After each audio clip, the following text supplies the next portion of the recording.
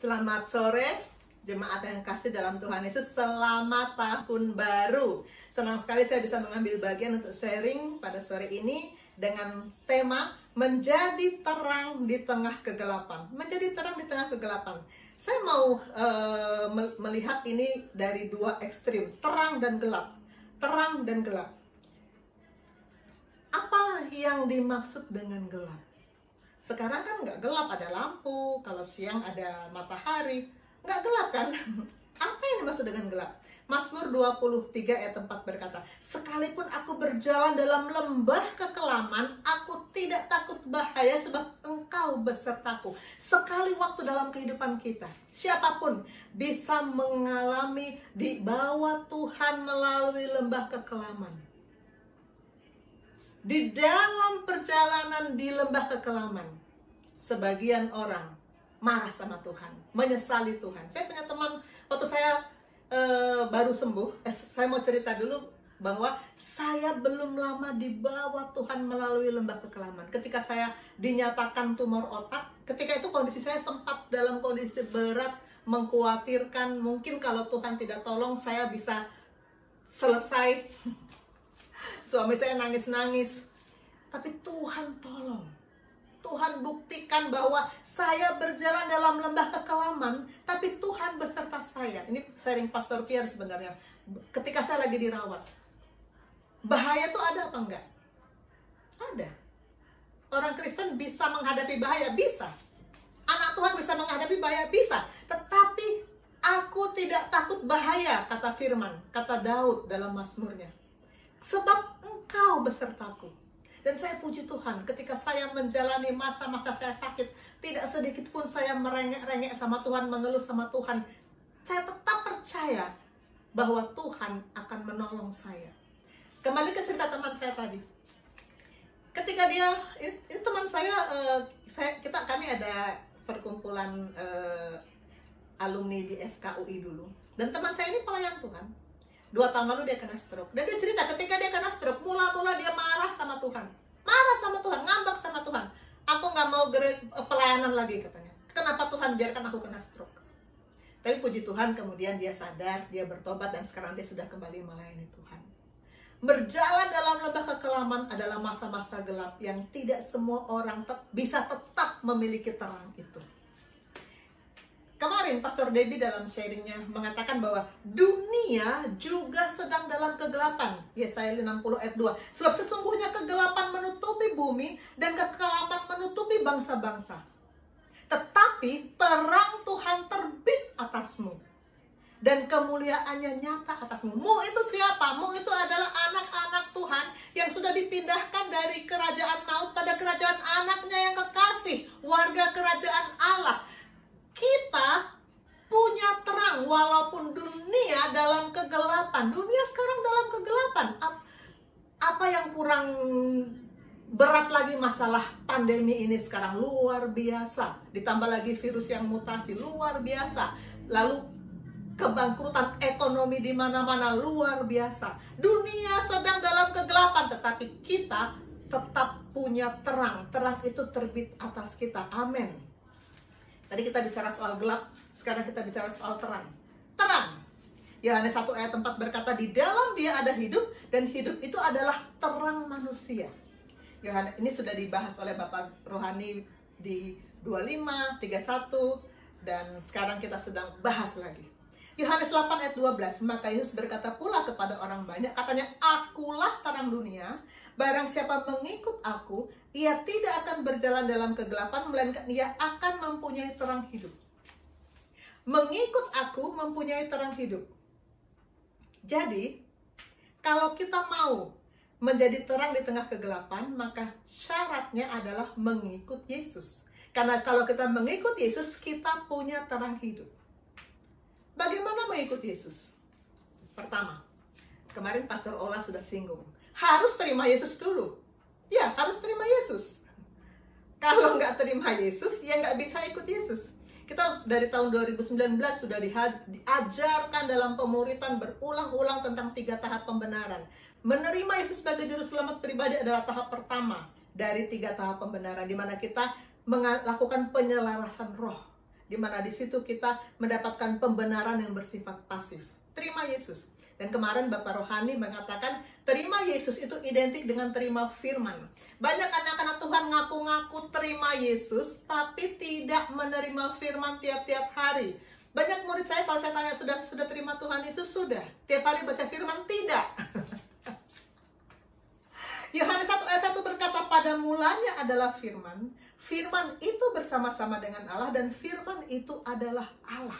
Firman itu adalah Allah. Dan kemudian firman itu, Yohanes 1 ayat 14, menjadi manusia, diam di antara kita. Jadi Yesus adalah firman. Kalau kita ngaku-ngaku sudah terima Yesus, maka setiap hari kita harus terima firman. Amin. Dan yang kedua, ikut Yesus. 1, terima Yesus. 2, ikut Yesus. Ikut Yesus itu kemanapun, kapanpun, dan apapun. Saya juga punya murid, dan murid saya juga ikut saya. Tetapi murid saya itu ikut saya tidak kemanapun. Kalau saya pulang ya mereka nggak ikut. Tidak kapanpun. Kalau hari Minggu ya mereka di rumah masing-masing.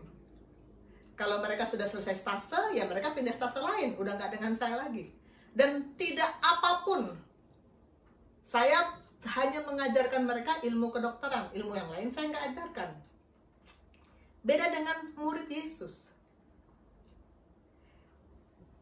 Mengikut Yesus kemanapun. Murid-murid saya ikut saya, tapi begitu ada pandemi, mereka berhenti nggak ikut saya lagi. Mereka sekarang online.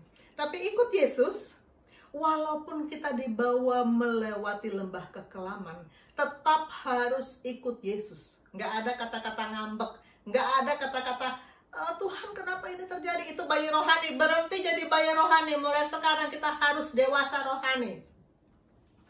Murid-murid saya tidak ikut saya kapanpun, tapi hanya di jam kerja saja.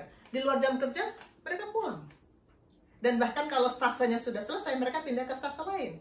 Sudah bukan murid saya di kepanitraan saya lagi, tetap murid saya, tapi tidak ikut program saya lagi.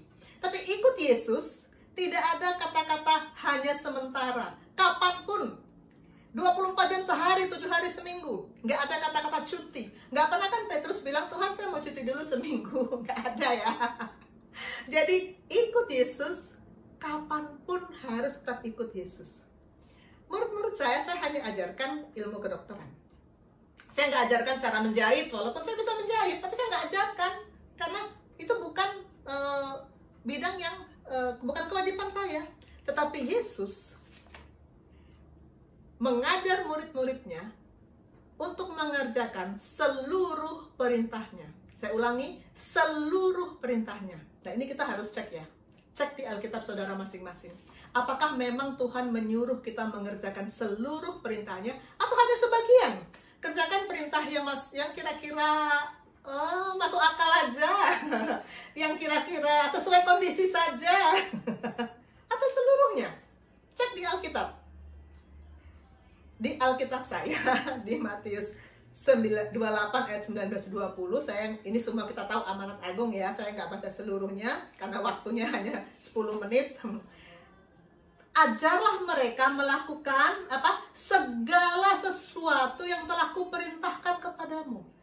Kita disuruh mengajar, memuridkan, sebelumnya kita juga dimuridkan, lalu kita memuridkan untuk mengajar segala sesuatu. Bukan cuma separuh, bukan cuma sebagian loh. Nanti cek lagi di Alkitab kita masing-masing ya. Dan satu lagi, saya kalau sangat terharu kalau ada orang menyanyikan lagu Aku cinta Yesus, aku mengasihi Yesus.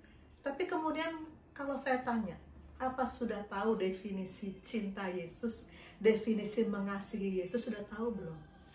Saya suka tanya ke murid-murid saya. Sini ada murid-murid saya, mungkin mereka udah ada tersusun pasti ngomongin itu.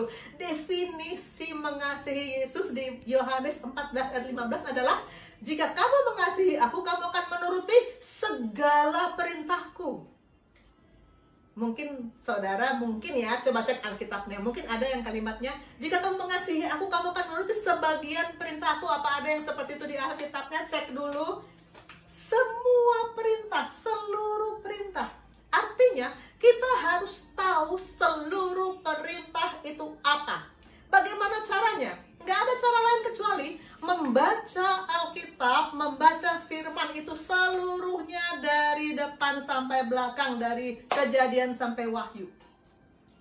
Yang mengharukan saya bahwa kalau saya tanya, baik pada murid-murid saya maupun pada teman-teman yang ikut di ibadah di tempat saya bekerja, karyawan, dokter, kalau saya tanya, siapa yang sudah tamat membaca firman ini dari Kejadian sampai Wahyu, bahkan yang sudah ulang-ulang, seingat saya sampai sekarang belum ada yang bilang saya sudah tamat baca, belum ada. Jadi banyak orang menganggap firman ini hanya yang dibaca tuh hanya yang kalau dibahas di gereja sama pendeta, atau yang kebetulan ada di topik-topik renungan harian. Bukan semua.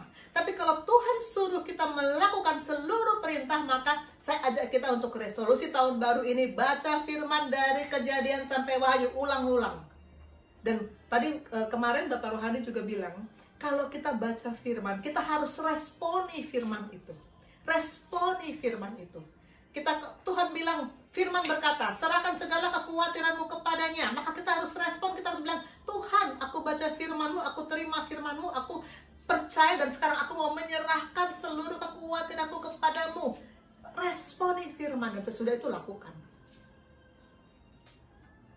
Ketiga, matikan habit of sin. Ini kemarin Pastor Debbie yang singgung. Saya nggak bahas ini ya. Saya hanya sampaikan judulnya saja. 1 Yohanes 1 ayat 5. Dan inilah berita yang telah kami dengar dari Dia dan yang kami sampaikan kepada kamu. Allah adalah terang dan di dalam Dia sama sekali tidak ada kegelapan.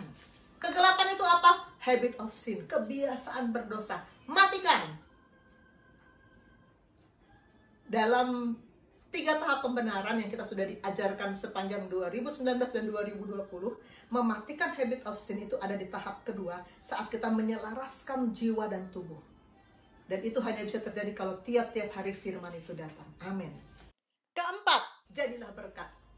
Ini saya kutip khotbah Bapak Rohani di Natal kemarin, tanggal 25, Matius 5 ayat 16. Demikian hendaknya terangmu bercahaya di depan orang, supaya mereka melihat perbuatanmu yang baik dan memuliakan Bapamu yang di surga. Saya sangat diberkati dengan apa firman yang disampaikan Bapak Rohani ketika itu di Natal tanggal 25.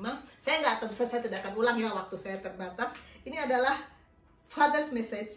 Keunggulan orang percaya bukan karena memiliki berkat, tapi karena memberi, menjadi berkat. Seberapapun kekayaan yang kita miliki, seberapapun banyaknya firman yang ada di hati kita, kalau tidak kita bagikan, itu belum menjadi berkat. Saya pernah sharing tentang gift di 1,5 tahun yang lalu. Dan ketika itu saya sharing bahwa kalau kita memberikan, memberkati orang lain, kita utamakan teman-teman seiman, utamakan pelayan-pelayanan Tuhan, utamakan pekerjaan-pekerjaan Tuhan di gereja. Karena itu selama masih ada kesempatan bagi kita, marilah kita berbuat baik kepada semua orang, tetapi terutama kepada kawan-kawan kita seiman. Berkati pekerjaan Tuhan di gereja. Beberapa waktu yang lalu ada pengumuman pembangunan Gesi Masohi, tahap pertama, butuh dana sekian. Saya langsung kirim sebesar yang dibutuhkan.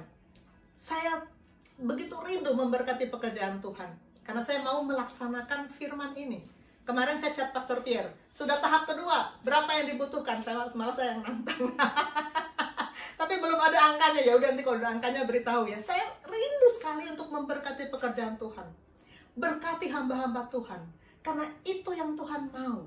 Dan selain kita memberi, berkat yang Tuhan kasih harus kita salurkan, kita juga harus menjadi saksi. Berkat rohani, firman yang dalam kita juga harus kita bagikan. Yohanes 1 ayat 7 ini kemarin Pastor Pierre yang men-sharingkan ini, ia datang sebagai saksi, ini tentang Yohanes, untuk memberi kesaksian tentang terang itu, supaya oleh dia semua orang menjadi percaya. Kita juga harus memberi saksi tentang terang itu, supaya oleh pemberitaan kita semua orang menjadi percaya. Amin. Kesimpulan, menjadi terang di tengah kegelapan. 1, terima Yesus yang sama dengan terima firman. 2, ikut Yesus kemanapun, kapanpun, apapun. 3, matikan habit of sin. Dan keempat, jadilah berkat. Kiranya ini memberkati. Selamat sore dan selamat tahun baru.